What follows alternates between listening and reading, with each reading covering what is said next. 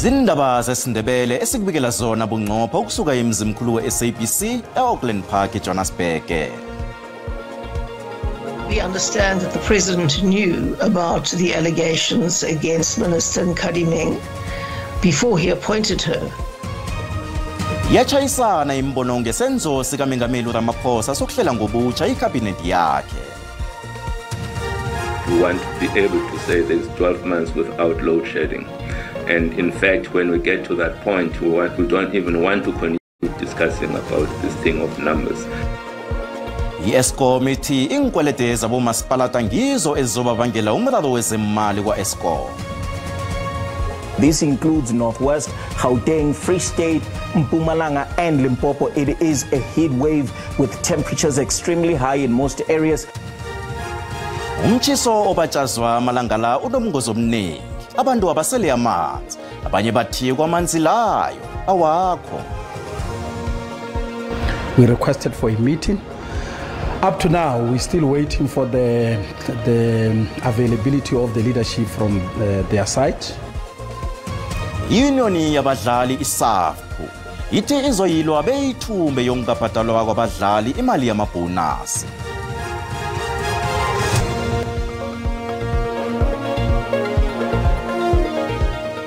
Kwaba kuhle ukuhlanganiswa zindaba kodwa ku-SABC1 ngesiNdebele Lotshani.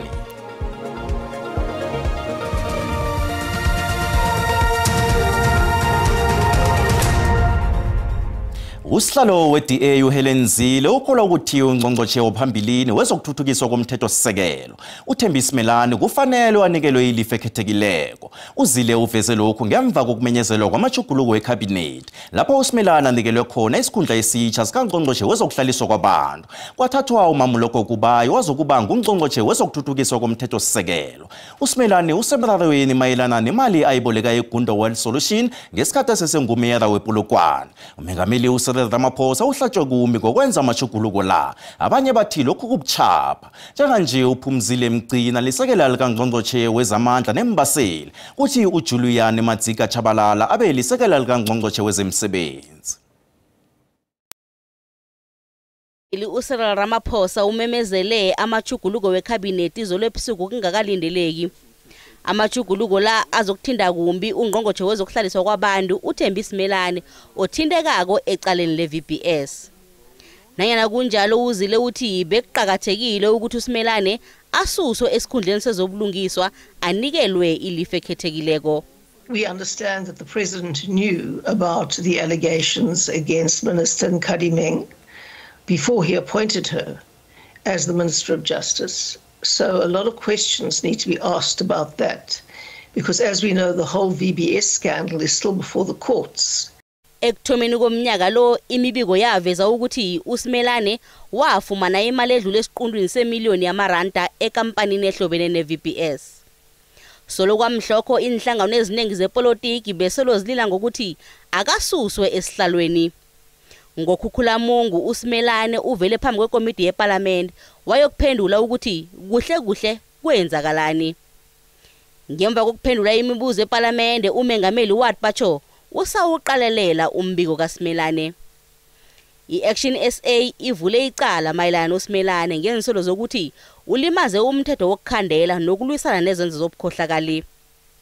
Inhlangano eziphikisako zikholwa bona nakaliswa ngaphakathi kwekhabhinethi lokho kutsho ukuthi kungenzeka kuthinde amahlelo amayelana nephenyo lakhe. Nanyana kunjalo isazi sezepolitiki uSandile Swana ukholwa ukuthi uSimelane bamqothele ngombana zinenge ezinye imphathimandla ze-ANC ezithindeka endabeni ye-VBS. Nkadimeng is being targeted not because he's the worst participant in the VBS scandal. The VBS scandal is an ANC scandal, actually. And there are many senior ANC members who are there. Estatimendeni se-EFF ihlangano le itbatshe uMengameli ubuyisa ngobutsha abaholi abasetshenziselwa ukuvimba ubukhohlakali bezinye imphathimandla ezingathweswa nokuziphendulela. Uhlezi emanzini phakathi womhlathaneni eKagisonong hlanu kweBrits okulandela ukubhubha kwezelamani ezimbili zeminyaka eli-11 ubudala nominyaka emihlanu ubudala ezibhubhe ngemva kokujogwa igezi okubangelwe kuzidosela igezi ngokungemthetho. Abaholi bomphakathi ehlagwini iTshingalanga babaye urhulumente bona ngenelele asize ngokuphekelela intumbu zabongazimbi eZimbabwe ukuthi ziyongcwatshwa khona. Amapholisa asiqinisekisile isehlakalo lesi. Lapha kukulapha abantwana babhubhele khona. Thiwa batsho bagadanga indambe ezivulekileko zegezi nabe baye ekhaya babuye ukudlala nabangani babo. Umndeni ohluphekileko uthi ukhulelwe yihloko ngokuthi zizokuswangana eZimbabwe intumbu zabantwana la kufanele bayongcwatshelwa khona. Manje ukukhala kwami lapha eshe labantwana la ngifuna ukuthi baye ekhaya manje imali yokuthi baye ekhaya aninayo. Endaweni le kuphambana indambo zegezi ezihlanganiswe ngokungemthetho eziye ezindlini nemabhizinisini wendawo. Lokho kwenza bona impilo yabantwana ibe sengozini.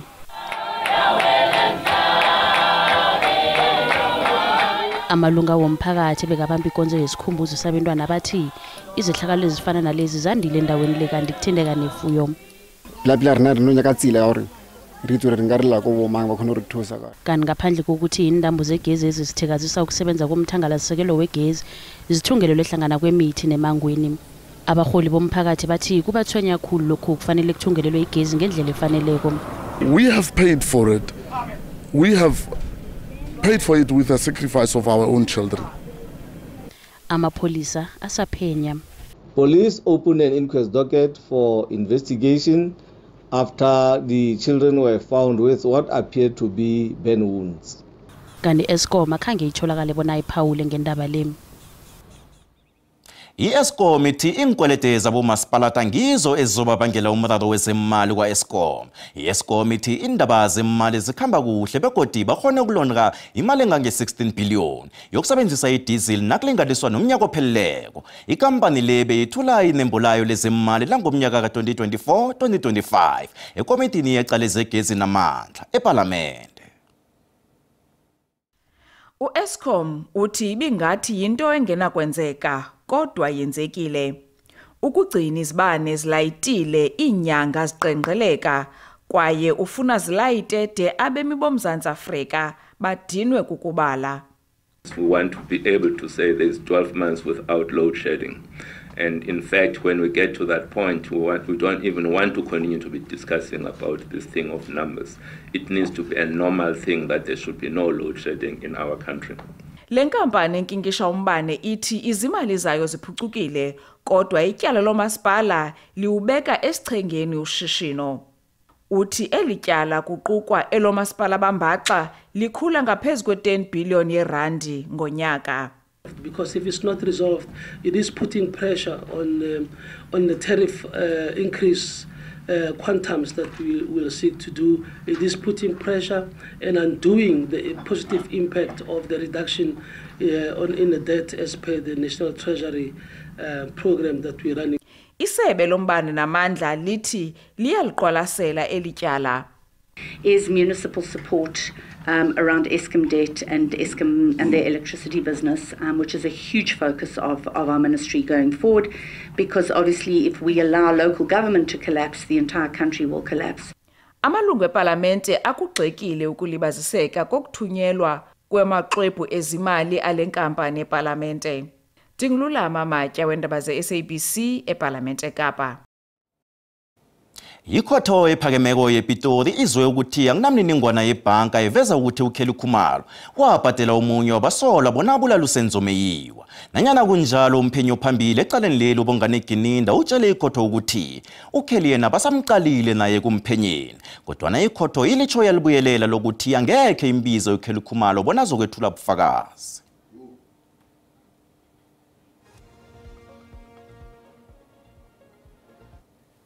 Nqumalo ojamele umsolo wesine ngobe kade afuna ukwazi ukuthi njengoba noBrigadier Gininda alikatelela kangaka ibizo likaKelly Khumalo ingakhani ngenzeka ukuthi ikhotho igcine imbizile ukuthi azokufakaza. UNqumalo naye bekasolo abuza ukuthi ingakhani uKelly usazokubizwa na. Brigadier Gininda is the last witness for the state, so I want to know now whether any further witnesses are going to be called. That was the indication that until was the made. state closes his case. I don't know too. They may call other witnesses. I don't know. Thank you, madam. Maybe to come to Advocate Numala's rescue, we are on record. Several occasions, we said we're not going to call Ms. Kelly Khumalo. If he wants us to repeat it, we are repeating it. We're not going to call her. Isikhulu esiphethe indaba ezikhunyezweko nezinabileko lapha kwa-SABC umshoshe Munari uthokoze umsebenzi. Esitatimendeni esikhutshwe yi-SABC uMunari uzokuhamba ekupheleni kwenyanga le. uMunari wajoyina iphiko lendaba lapha kwa-SABC ngomgongweni womnyaka ka-2022. Ulime indima ebonakalako endabeni ezikhunyezweko kunye nezinabileko ngesikhathi esibhizi. Ubuholi bakhe bubonakele ngokurhatshwa kuhle kwamakhetho nonyaka. Kanti kodwa uMunari utshengisa ubuholi bakhe ngokuhamba phezulu kwemigomo nembandela yezindaba zakwa-SABC ezizijameleko nezingathathi ihlangothi. Uchiya leli phiko lendaba lisebujameni obuhle begodu lizokuragela phambili lisebenzele iSouth Africa ngokuthembeka. Nasibuya entolo. Besipawa nakuhulumende ubabethu kesikhulumele no president wethu ubaba Ramaphosa. Bekunganabsuso benyawo kwaPungutsha eMpumalanga. Emnyanyeni waqobe iminyaka makufundisa ngomlando kwaSirudla usothabethe nonganamhlengelo.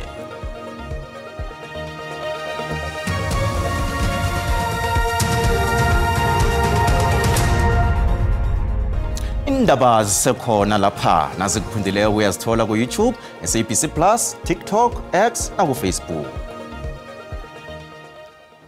Abanye abaholi bendabuko bathi ukuhlayelelwazi intoro kubenza bangakhona ukukhambela imibuthano, imbizo neminyanya yesintu. Bathi iminyanya lena iza kuba impumelelo kufuze uhulumende aphakamise inyawo ababonelele khulukhulu ngenithuthi. Lokhu kuvele eminyanyeni wesikhumbuzo sengonyama ikhabe yenkumjaphethe, umrhabuli, uSirudla indodana kaMahlangu. Umnyanya bewubanjelwe eKatshibana eMpumalanga. Comfort Masombuka usihlanganisele nakumbiko. Mnyanyo khanjelwe makhulukhulu abantu abavela kude neduze banjelwe eKatshibana ngaphasi kombuso sitshaba wakwanzunza Pungutsha Litho indodana inkosi uSirudla kasibatshelwa kaMrhabuli uSirudla indodana kaMahlangu owabusa njengomjaphethe ngo1806 bekwaba ngo1811 aphathela umagodongo kaMgwezana owabusela kwaMaza bebakabulala inyoka ngokuyigadanga abantu bebalapho kodwa nabanye balila ngenithuthi bathu kubiza khulu kwazo ukulimnyanya nembuthano yesintu ehlelwa abaholi bendabuko. Ubabethu kwesinye isikhathi uyasibisa singakhona ukuyomsekela ubabethu ngani intoro azikho besipawa nakuhulumende ubabethu kesikhulumele no president wethu ubaba Ramaphosa. Inkosi uMunanyana Mahlangu ukufakazele lokho. Siyathanda ukuthi uphathi basilekelele ukuthi amakhosana asuka kwezinye izigodi malunga omphakathi avela kude neduze abuka impumelelo omnyanya wanonyaka lo. Into ehle khulu evele kwamasipala esizwe ekhulunyweko umasipala ukuthi amakhosana wonke umasipala ukhosi liyaberekisana. Sithokoze kakhulu nokubona abantu abadlala indima abakhulu ebukhosini bebunguzwa bethokoziswa indaba ezethu nenkosikazi. Umvumo wesintu wenjaba ezahlukahlukeneko bekukudla kwendlebe lapha. Banethemba lokuthi ke mhlawumbe uhulumende uza kuphakamisa inyawo nendilo zabo azithathele ehloko endabeni ze-SABC. NginguComfort Masombuka ngikubikela ngiseKatshibana eMpumalanga. Izakhamuzi zeGauteng nezinye imfunda ziyeleliswa ngomtshiso omkhulu njengoba amazinga okutshisa araga nokukhuphuka nje. Iziko lobujamo bezulu likhupha isilemukiso somtshiso okhuphuka nokugadanyana ngemgodini evekeni phezulu le. Amazinga okutshisa azokukhuphuka afike ku-37 degrees elizweni lonke ukuthoma namhlanje. Umtshiso omkhulu ungaletha amagulo kwabanye abantu. Conditions sitting over the northern parts of South Africa. This includes Northwest, Gauteng, Free State, Mpumalanga and Limpopo. It is a heat wave with temperatures extremely high in most areas. So please do take note of that and prepare your day accordingly. Please remain in ventilated areas and please do drink enough water. besize elirhaba ke-Johannesburg bathi labo abasebenza ngaphandle elangeni banande baphumula. Our residents who are working directly into the sunlight to take regular breaks and of course try and avoid the direct sunlight, especially between 11 and 3 since it's extremely hot, because this kind of extremely hot temperatures can lead to heat exhaustion and heat cramps, which might also lead to heat stroke. Uprofessor Guy Migley we-University of uthi ukujugujuguka kobujamo bezulu kunomthelela omkhulu ebujameni bezulu obumbi obufana nokutshisa khulu namawuruwuru. Recent analysis, scientific analysis, has shown that the frequency and the rate at which extreme heat conditions are increasing is faster than the models predicted.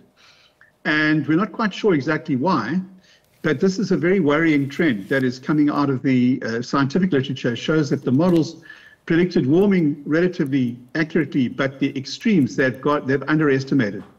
So heat waves like this seem to be increasing faster than we expected. Abantu bayeleliswa bona bangaforeli khulu bambathe lula begodu bazasa isikhumba sabo ngesivikeli ilanga i-sunscreen batshaja abantwana bangayokuthaya emadamini angakaphephi. Kanti ku-Facebook sibuzile ukuthi uzivikela njani emtshisweni ongakalo. Nakumbono wakho uyalandela mbukeli.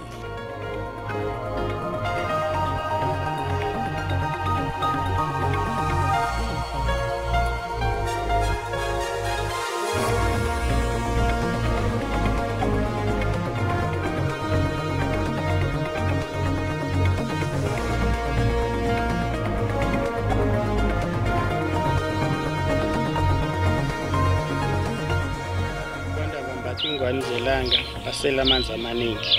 Uma baphumela mphela mfana bagcoke izipoti bafake nama sunshades. Mina ke ngizivikela ngokuthi ngingasali ngomzimba namkhahlubule ngembathe noma kuchisa. Ngitifolele ngigcokele kahle ngibuye futhi ngitinathele nemanti ibe right. Umbono onke wombukeli SABC ayizokuthoswa umlando wokuziphendulela kombono wombukeli.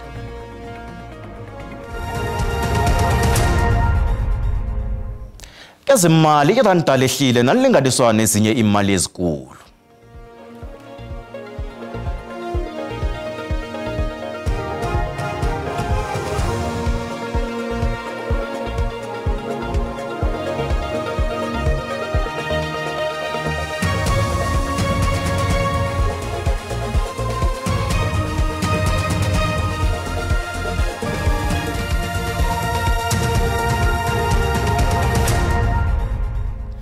Unioni yabadlali beSouth Africa iSAFPU ithi izimisele ukwenza ngakho konke okusemandleni ukudosa ichejo leSAF ukuthatulula umbango wamabhonus angakabhadelwa. Ibafana nebanyana asikafumana amabhonus abo solo kwangosihlabantangana. Kuthiwa batsho iSAF ikoleta abadlali imali ebalelwa engidini ezisithandathu zamaranda. Umengameli weSAF ehagalelwe mithono uJenny Dojan uyokuvela ikhotho yamacala khisimeza umnotho ePalm Ridge ngelesine ngamacala okweba nokukhwabanisa. ISAF akulindeleke ukuthi bambe umhlangano wamalanga amabili ukuthoma ngomhla we-17 kile nyanga esikiyo malungana neentshijilo ezithoma ukuvungama emvekeni entathu ezidlulileko. Ngemva kokubotshwa komengameli wayo uDanny Jordan kunye nesikhulu sezemali zeSAF uGrony Hluyo. I-Union yabadlali ithi ifuna impendulo malungana nokuthi kanti iSAF ibhajwa kuphi nakufanele ibhadele abadlali imali zamabhonasi. We addressed these issues via our request for a meeting. We outlined the issues that need to be discussed on the agenda. We requested for a meeting. Up to now, we're still waiting for the availability of the leadership from their side. Umunyayi uthi izwano phakathi kwabo neSAF solo lathoma ukwaduma ngo-2023 ibanyana nayidlala imidlalo yebhigiri yephasi. The relationship between ourselves as SAFPU and the Federation has been good, quite good for quite a while, up until the issue of Banyana going to the World Cup, where we stood up for the players, and afterwards the relationship seemed to be sour. Nanyana kunjalo, iSAF ivumile ukuthi kolota abadlali imali leyo, nokuthi sesenentshijilo. Kodwa nayinethemba lokuthi izogcine usombululile lomraro ngaphambi kokuphela komnyaka lo. Akwande Mkunguni iphethe indaba yezindlu. Uthiwane ngayo? Thokoze Ndungekosi, namhlanje ehlelweni sibuya nabazumi siyahlahlela. Sikhulumela phezulu kwendaba yenhlangano zomphakathi zobunikazi bepahlo. Sikhulumisana nebenzunza amabhoko Communal Property Associations ukuqala ukuthi umsebenzi walezi inhlangano uyini, nange ukuthi banobunikazi benaga, nange kunenzuzo engeyomnotho kilezo naga lezo. Yabiwa njani inzuzo leyo, ubunikazi bayo bungebubani? Ilokho ke esikuphetheko namhlanje ehlelweni sibuya nabazumi. Ndungekosi lekosini alibuyele emva.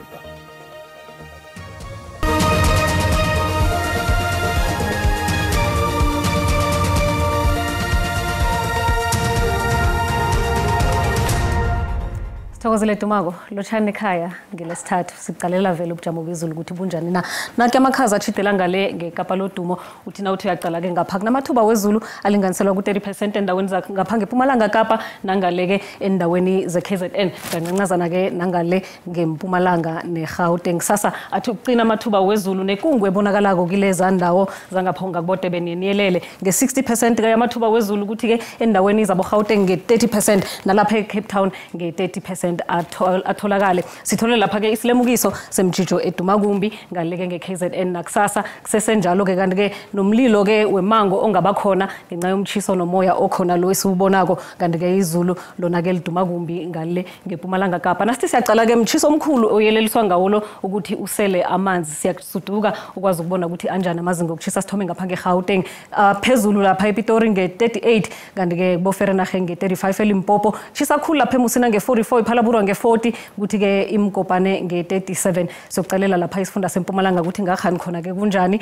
Kuyachisa ke njengendawo eziningi Middelburg ngabo-33 Malahleni 34 kakubomhlanga ngapho kwaGafontein kuyachisa isikhukhuza nge-42 KwaZulu Natal bonakala ke nayo ichisa njengendawo eziningi lapha kokustadi khona ke kungcono nge-28 noma ke izulu lizakuduma zabe sekuchisile Eastern Cape bonakala ke ifuthumele bomakhanda kuyachisa eKomani nalapha inxuba nge-33 ePuma angithi lapha eTshingalanga Kapa ke eCape Town kupholile njengoba ubonile umoya umakhazana uchidela kezinye indawo kufuthumele ngaleke ngeTlhagwini Kapa lapha eSpringbok 25 eUppington nge-33 Kuruman nge-34 lapha eKimberley nge-36 eFreystata kubonakala kuchisa nakhona njengendawo eziningi kulapha eBethlehem kungconywana ke nge-29 kufuthumele iNorth West ngokugcina ke sayibona nayo njengendawo eziningi eSouth Africa ithi ukuchisa. Asibona negodu ngesikhathi esilandelako Dido.